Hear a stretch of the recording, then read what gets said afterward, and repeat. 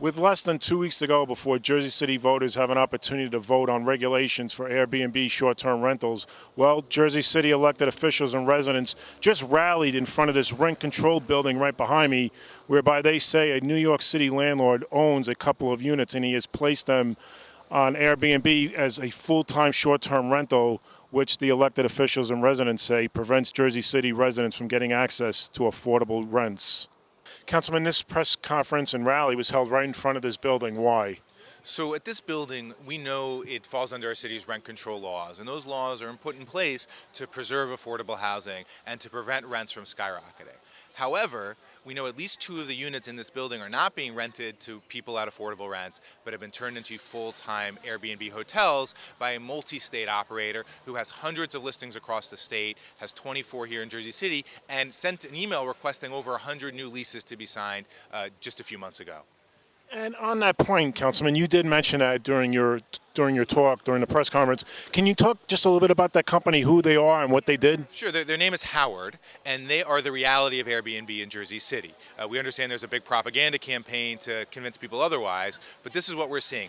Big investors coming in and trying to snatch up dozens to hundreds of housing units and turn them into full-time 365-day-a-year hotel rooms in the middle of residential neighborhoods. So we know that they have operations across the country, and we know that they have operations here in Jersey City, including in buildings that fall under our rent control laws. You were here today talking about the need for Jersey City residents to vote yes in 2 weeks. Why?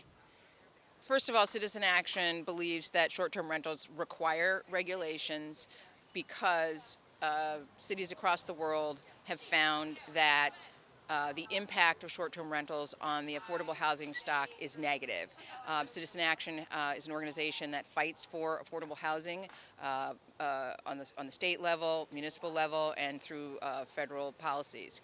We see the need, and so we believe that the people of Jersey City should have this ordinance in place.